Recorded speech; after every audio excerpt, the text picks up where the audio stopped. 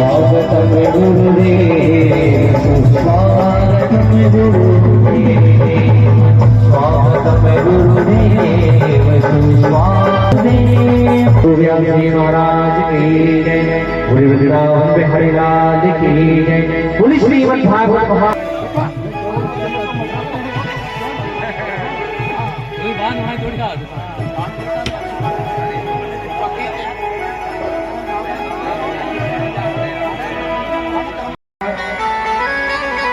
शरद पूर्णिमा की वह पावन रात्रि है और देखो हर पूर्णिमा पे चांदनी जब खिलती है तो कितना अच्छा लगता है, लेकिन शरद पूर्णिमा की रात्रि का तो गोपियां अपने अपने घर, गोपियां अपने सभी काम भूल गई। भगवान ने जब मधुर मधुर बांसुरी बजाई तो गोपियां अपनी देह की सुध भूलकर दौड़ी चली। प्रभु की बांसुरी का सुर इतना मीठा है कि गाय तक, पशु पक्षी जीव जंतु भी भगवान के पास आते हैं। तो गोपियों की क्या बात है। मगर आज उन गोपियों को ये बांसुरी की धुन सुनाई गई जिनका प्रभु ने चीरहरण किया है और जिनको भगवान ने रास में आने का वचन दिया। रास बिहारी भगवान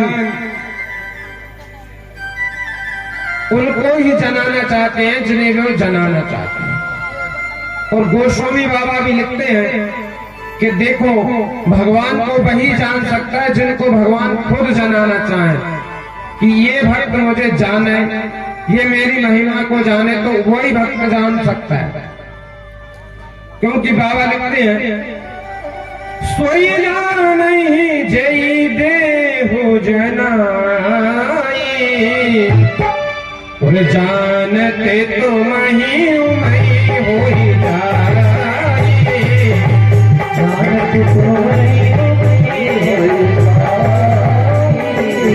सोई जान ही देव जनाई, जानते तुम ही हो जाई,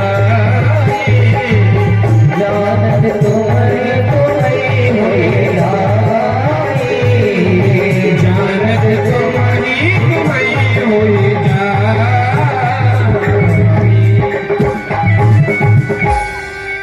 आज गोपियों की वह स्थिति हो गई तो बंसी सुनी, सब भाग खड़ी हुई।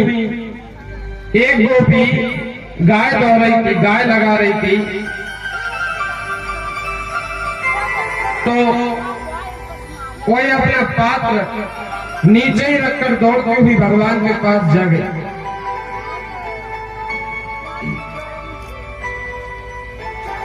और एक गोपी चूल्हे पर कढ़ाई में हलवा बना रही थी।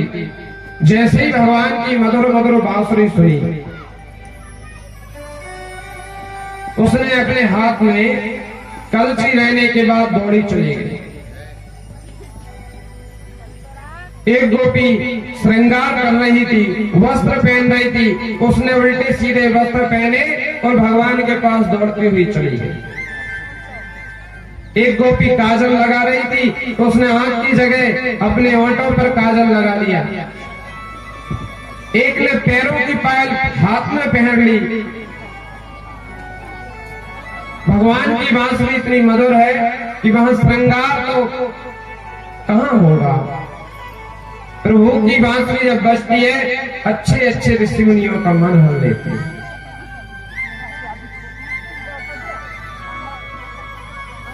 एक गोपी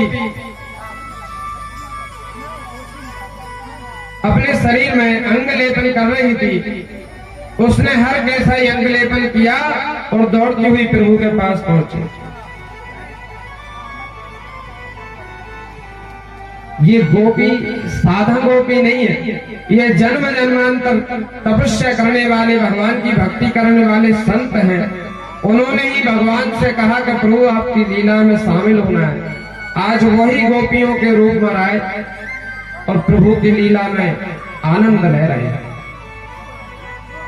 गोविंद से मिलने के लिए गोपियां भागी तो बहुत से ने रोकने की कोशिश की, लेकिन जिस तरीके से बंधु गोमुख से गंगा जी निकल कर आती हैं और कोई छोटा पत्थर अगर रोकता है तो उसको वो बहा दे के निकल जाता है, और कहीं बड़ा सा पहाड़ आता है तो अपना रास्ता बदल देती है।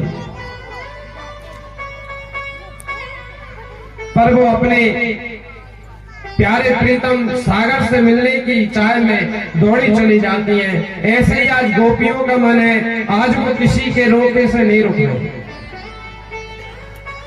एक गोपी को तो उसके पति ने ताला लगा दिया, अंदर बंद कर दिया कमरे में। वो इतनी व्याकुल हुई, सोचती है कि आज प्रभु की वाणी का, प्रभु की बांसुरी की जो स्वाद है कानों के लिए वही मिलता, मगर मैं कितनी अभागनी हूं मैं जा नहीं सकती।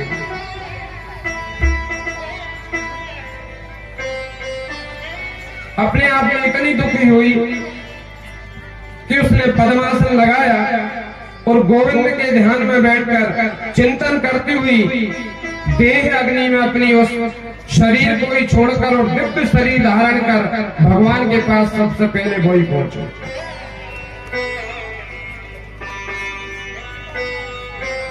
गोपियों का विलय देखो आप कितना है, बांसुरी बजती इतनी मधुर है। बजाई बंसी मधुर बजाई श्याम ने मुरली मधुर बजाई, बजाई बंसी मधुर बजाई, बजाई मुरली मधुर बजाई।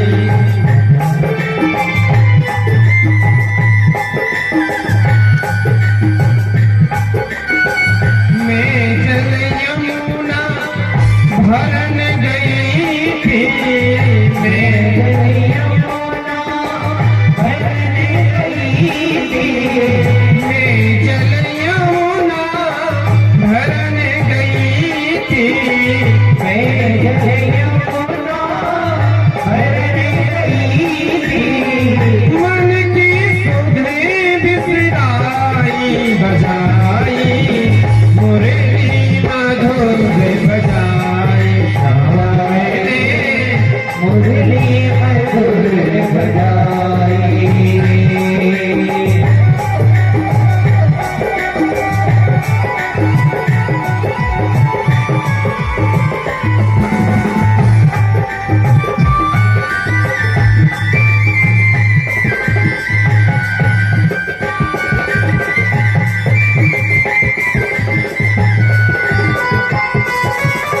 मुरली मधुर बजाई, मुरली मधुर बजाई, श्याम ने बंसी मधुर बजाई, मुरली मधुर बजाई, श्याम ने बंसी मधुर बजाई।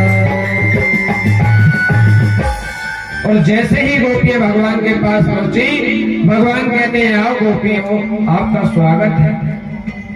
स्वागतम गो महाभागा प्रियम किम करवाणि वा, ब्रजस्यानमयं कजचितः भूत गमन कारणम्। जब भगवान ने कहा कि गोपियों आओ आपका स्वागत है, तो गोपियां प्रसन्न हो गई। लेकिन थोड़ी देर बाद जब उन्होंने कहा कि किस कारण से आप आई हुई हैं, तब तो गोपियों का मुंह लटक गया, उदास हो गई। अब जैसे कि आप कोई किसी को निमंत्रण दें, समझना, और वो आपके घर आए और आप उससे बोले कि आओ स्वागत, और फिर कहे किस लिए आए, तो कैसा लगेगा उसको कि एक तो बुलाया और पीछे पूछ रहा है कि कैसे आया। ऐसे ही मुरली बजा के बंसी की धुन छेड़कर, बंसी की तान छेड़ने के बाद भगवान बुलाते हैं, और जब आती हैं तो कहते हैं कि किस कारण से आई है गोपियों। भगवान कहते हैं अच्छा लगता है आज चांदनी रात है, चांदनी को देखने के लिए आई है। गोपियां सिर हिलाती हैं, नहीं नहीं।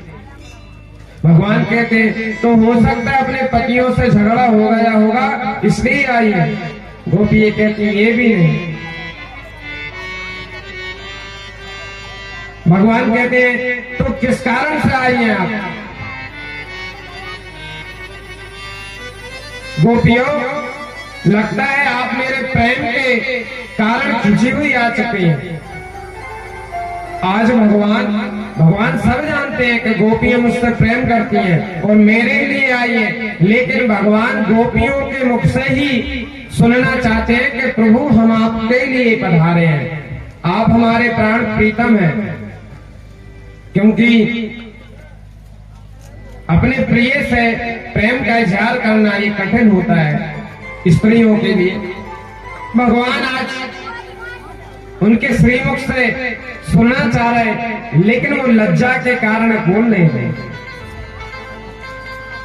भगवान कहते हैं देवियों लोक मर्यादा का थोड़ा ध्यान रखो। कितनी अपकीर्ति होगी तुम्हारी कि रात्रि के समय में आप इस जंगल में वन में भटक रही हैं।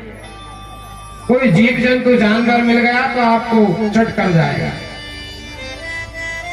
और लोक में क्या होगा आपका कि बताइए। रात्रि में तक एक परपुरुष के साथ विचरण करती है। और भगवान कहते हैं आप घर जाओ गोपियों, रात्रि में ऐसे नहीं फिरते, आप घर जाओ, अपने घर पधारो। तब तो गोपियों को बड़ा दुख हुआ और भगवान सुनना चाह रहे हैं तो बातों पर बातें करते जा रहे भगवान। और गोपियां चुपचाप अपने सिर नीचे करके अपने पैर के अंगूठे से मिट्टी को कुदेड़ रही, कुछ बोलती नहीं। प्रेम तो अनंत है। अब आप समझ सकते हैं कि उस गोपी को उसके पति ने जिस गोपी को कमरे में बंद कर दिया और उसने अपने शरीर से नहीं दिव्य शरीर से भगवान के पास पहुंची, तो वो प्रेम नहीं करते, लेकिन कहने में सच्चा है।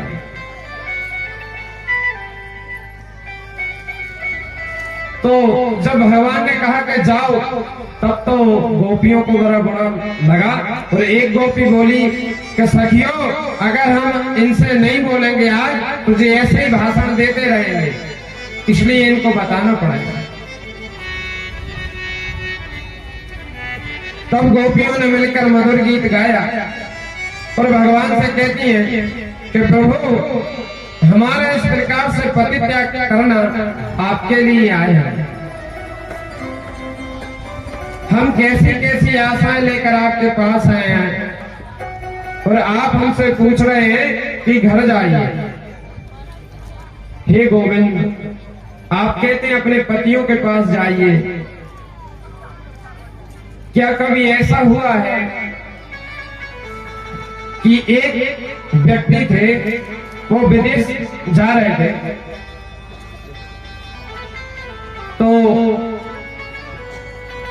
उनकी प्रियतमा, एक व्यक्ति जब विदेश यात्रा पर जा रहे थे तो उनकी प्रियतमा पत्नी बोली, स्वामी जब मुझे आपकी याद आएगी तो मैं क्या करूंगी। तो उन्होंने एक फोटो तस्वीर निकाली और बोली इसको ही देखते रहना, इससे बात करना। पहले ये मोबाइल का जमाना नहीं था, आजकल तो जब भी याद आई तब वीडियो कॉल, बात कहाँ हो कैसे हो, वीडियो कॉल का दर्शन भी हो रहे। तो अब वो देखकर चले गए और बेचारी वो पत्नी प्रतिदिन पूजन करती उस फोटो का, तस्वीर का। और जब वो कुछ दिन बाद उसका पति आया विदेश से और गेट पर जब वो आवाज दे रहा है कि हे प्रिय मैं आ चुका हूं, दरवाजा खोलो, और वो अपने पति की ही फोटो की तस्वीर में लगी है, तो आप ही बताइए गोविंद उसमें श्रेष्ठ कार्य क्या है? क्या फोटो की तस्वीर की पूजा करती रहे या साक्षात पति से मिलने जाए? भगवान कहते हैं गोपियों, जब साक्षात स्वयं पति आ चुका है तो फोटो की क्या आवश्यकता है? उसको छोड़कर उसको अपने पति के पास जाना चाहिए। तो एक गोपी कहती है हम भी तो अपने साक्षात पति के रूप में आप हैं, आपसे मिलने आए हुए हैं और अब आप कह रहे कि जाओ उस फोटो के पास पहुंचा। भगवान ने कहा ये तो हमसे ही ज्यादा ज्ञानी है। भगवान उनकी वाणी पर प्रसन्न हुए और वो कहती है देखो गोविंद, अगर आप हमारा मनोरथ सफल नहीं करेंगे तो हम यहीं पर अपना शरीर त्याग देंगे। जो अभिलाषा लेकर हम आई हुई है ये आपको करना पड़ेगा। अगर आपने हमारा मनोरथ सफल नहीं किया प्रभु तो हम इतने विरह में पागल हैं कि अब हम जी नहीं सकते। हे प्रियतम, आपके सिवा कुछ नहीं दिख रहा है। अब भगवान तो यही चाह रहे थे कि ये हमसे प्रेम का इजहार कर दे कि हम आपके अलावा किसी को नहीं चाहते प्रभु, आपके लिए यहाँ दौड़ी हुई अर्धरात्रि में आए हुए हैं। अब भगवान प्रसन्न हुए और भगवान ने जैसे ही उनके साथ थिड़कना किया, कामदेव भी लज्जित होकर अपना सर नीचे करता है। कामदेव आया, प्रार्थना करता है कि प्रभु संसार में कोई मुझसे नहीं बच पाया, सबको मैंने जीत लिया। आप तो प्रभु एक सिर्फ आप ही हैं जिनको मैं छू भी नहीं सकता। और उसने एक नया नाम दिया काम ने कि हे प्रभु आप तो अच्युत हैं, जिसको कोई चित्त नहीं कर सकता उसका नाम अच्युत है। मैं आपको प्रणाम करता हूँ। और कामदेव चला गया। भगवान जब उनके साथ धड़क रहे हैं तो गोपियों को थोड़ा अहंकार हो गया कि देखो परमपिता परमात्मा को हमने अपने वश में कर लिया है, आज हमारे बीच में ये नाच रहा है। भगवान ने कहा इनको अहंकार आ गया है। सोई भगवान एक जो गोपी थी, भागवत जी में तो उनका नाम नहीं आया, अन्य ग्रंथ में बताया कि वो जो गोपी साथ लेके गए वो राधा रानी थी। तो राधा रानी को क्या घमंड होगा, उनको अभिमान थोड़ी होगा, उनको मान हुआ था। तो भगवान उनको लेकर गए, अंतर ध्यान हो गए। अब तो गोपियां विरह में तड़पने लगी, पीपल से पूछती हैं, बरगद से पूछती हैं, चांदनी से पूछती हैं कि हमारे प्रियतम को देखा है।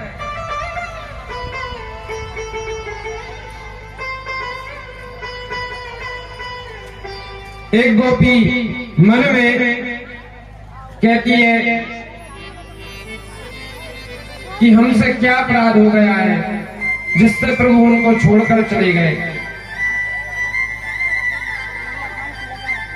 उनकी स्थिति ऐसी हो गई जैसे मछली को जल से अलग कर दो, या किसी मणि के सर्प, जो मणि वाला सर्प है, उससे वह मणि दूर ले जाओ, नाग मणि, तो वो तड़प तड़प के मर जाता है। ऐसी बेचैन होने लगी और वो आगे बढ़ती है, चिल्लाती है, रोती है। तुम्हारी याद आती है,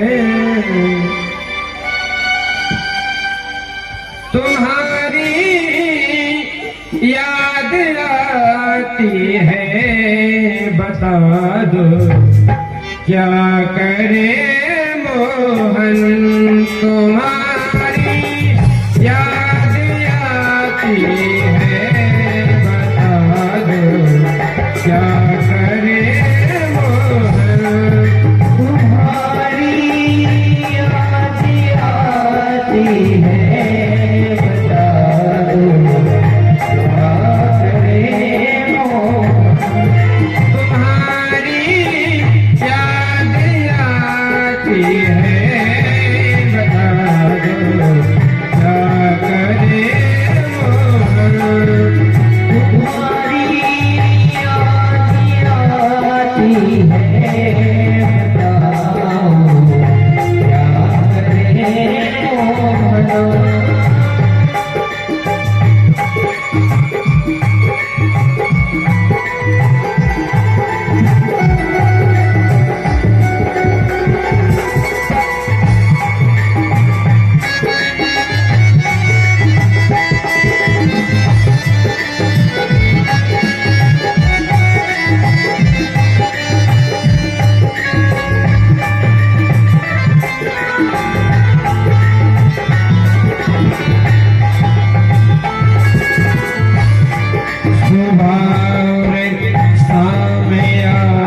रुलाती है रात भर वो रुलाती है सुबह शाम आती है रात भर वो रुलाती है सुबह और शाम आती है रात भर वो रुलाती है सुबह शाम आती है रात भर वो रुलाती है चैन हमको नहीं आता चैन हमको नहीं आता चैन हमको नहीं आता बता दो क्या करे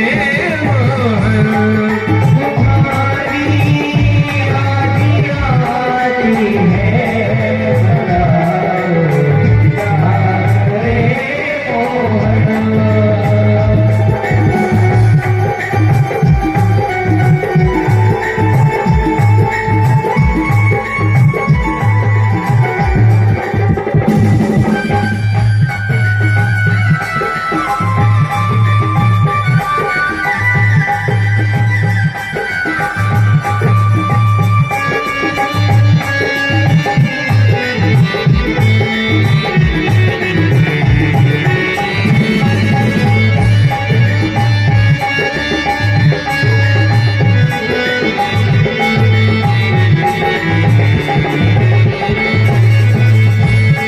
चलो जब बोना चलने दे रुको तो बोना रुकने दे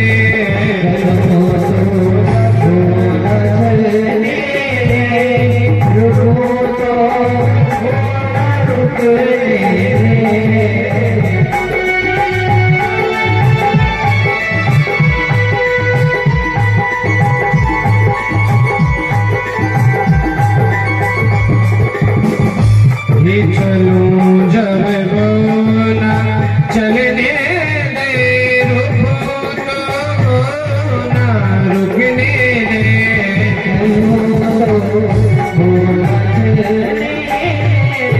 रुको तो बोना रुकने दे मिलो से मिलने दे मिलो से न मिलने दे बता दो क्या करे मोहन तुम्हारी याद आती है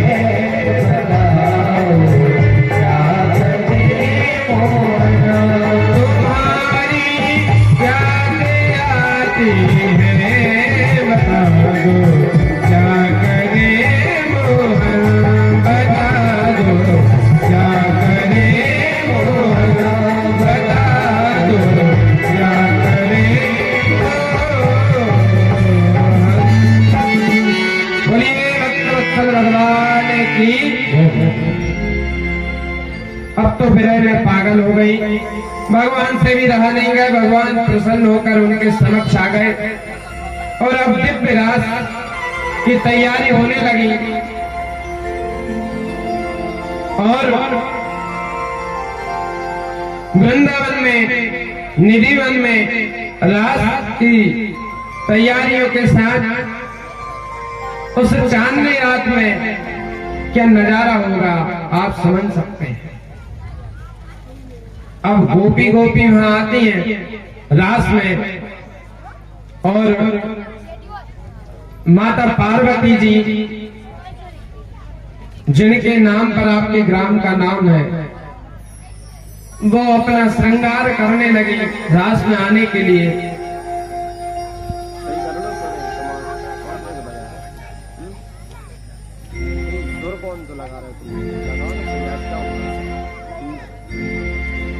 तो जब वो श्रृंगार में लगी कि तो हमारे भूत भावन भोलेनाथ बोले देवी कहाँ जा रही हो।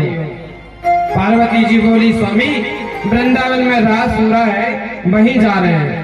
तो भगवान कहते हैं देवी मुझे भी चलना है, उस राज के दर्शन तो मुझको भी करना है। पार्वती जी कहती है देखो प्रभु वहां पुरुषों का जाना मना है, आप नहीं जा सकते, वहां केवल स्त्रियां ही जाती हैं। तो भगवान कहते हैं ऐसा करो कि मुझे भी स्त्री बना दो। जैसे आज के युग में ब्यूटी पार्लर चल रहा है ना, और हमारी माताएं बहनें जाती हैं और कैसा भी रूप हो एक दिव्य रूप धारण करके आती है।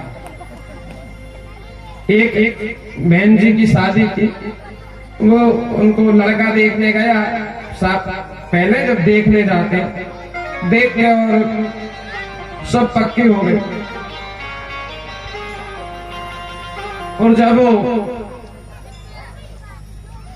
उनकी विवाह संपन्न हुआ तो विवाह में वरमाला के समय में आप देखती हैं कि हमारी जो ब्यूटी पार्लर वाली बहनें होती हैं वो ऐसा स्वरूप बना देती हैं, क्या पूछना ही, साक्षात लक्ष्मी स्वरूप कर देती, मानो वैकुंठ से लक्ष्मी जी आ गया।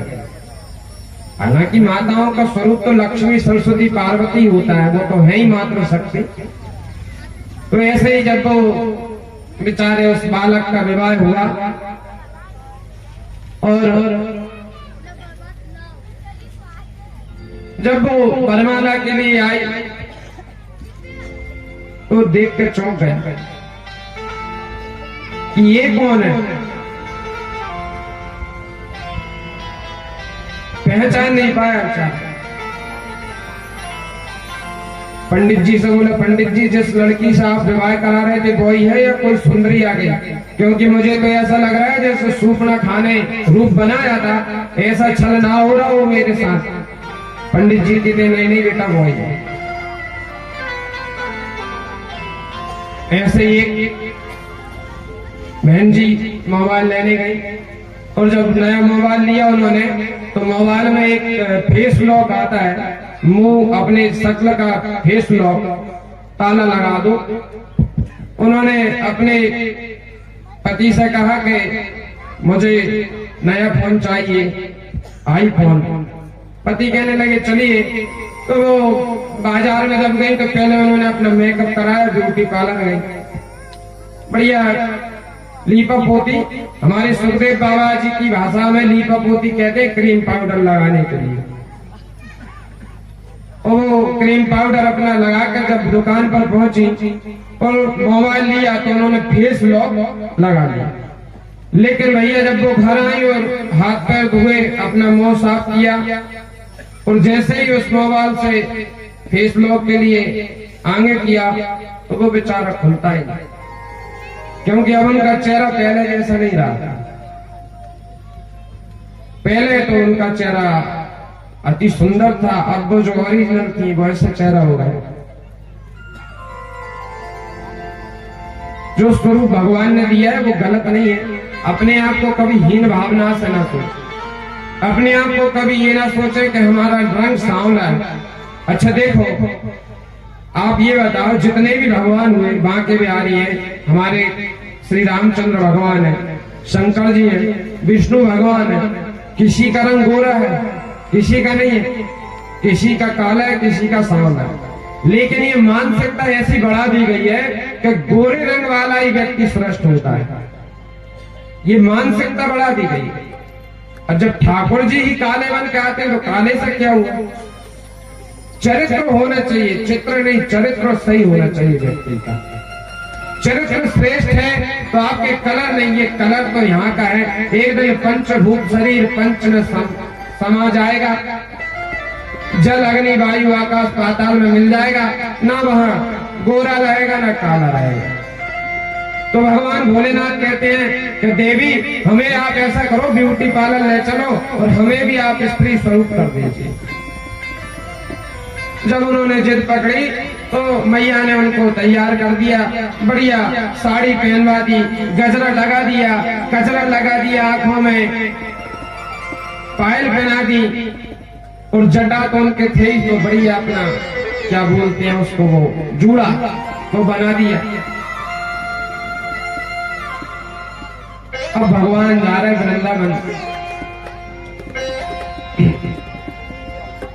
तो हम भगवान भोलेनाथ के साथ उस रास में चलते हैं।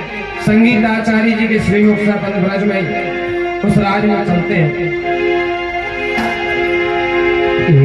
बिना भोले भंडारी बनकर ब्रज की नारी ब्रज में आ गए हैं, आ गए हैं। बिना भोले भंडारी बनकर ब्रज की नारी ब्रज में आ गए हैं, ब्रज में आ गए हैं। पार्वती बना के हारी हमारे त्रिपुरारी ब्रज में आ गए हैं, ब्रज में आ गए हैं।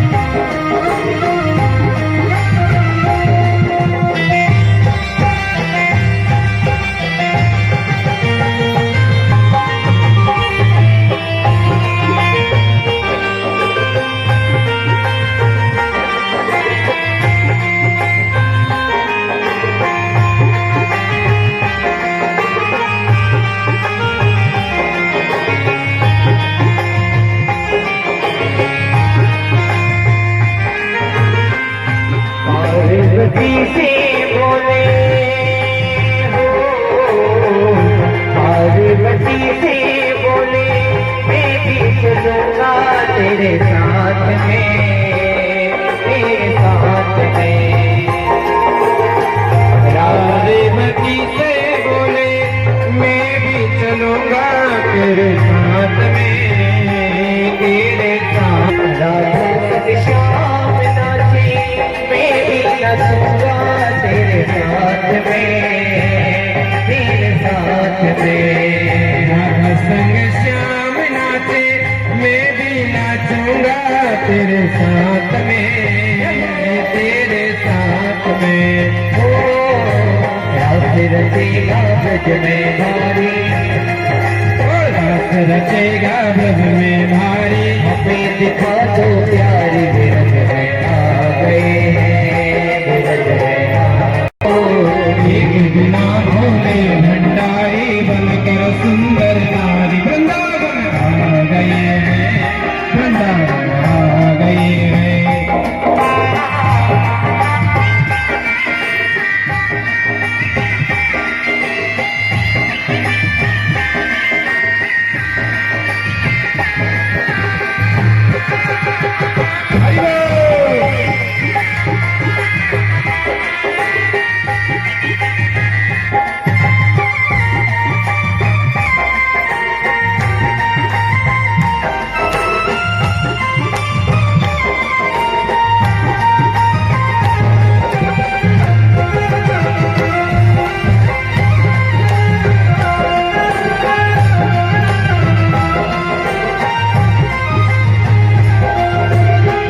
पार्वती से बोले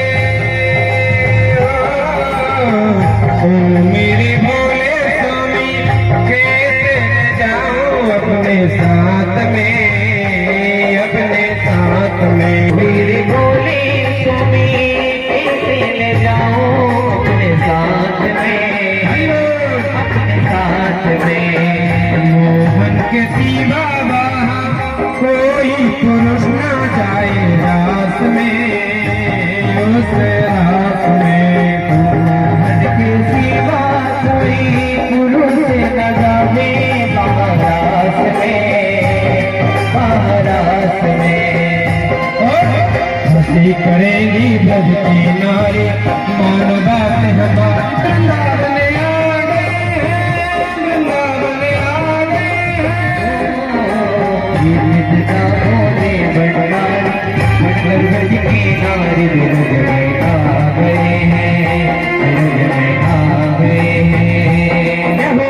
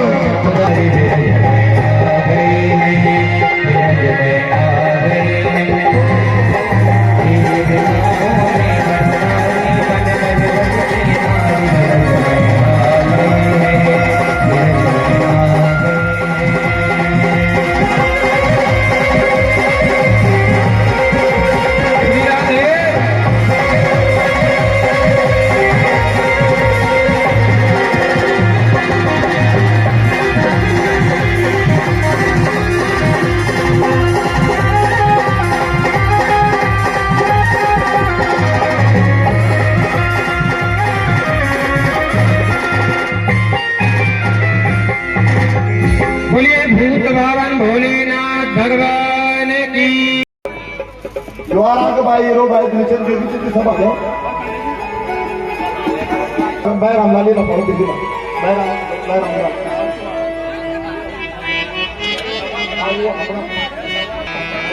आओ आओ करेगा अरे तो कल तुम यहाँ तो आओ तो क्या करेगा मैं करेगा तो थोड़ी करूँगा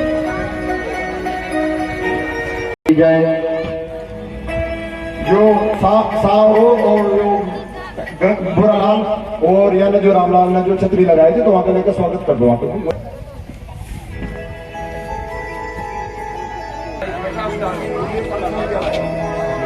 क्या हो गया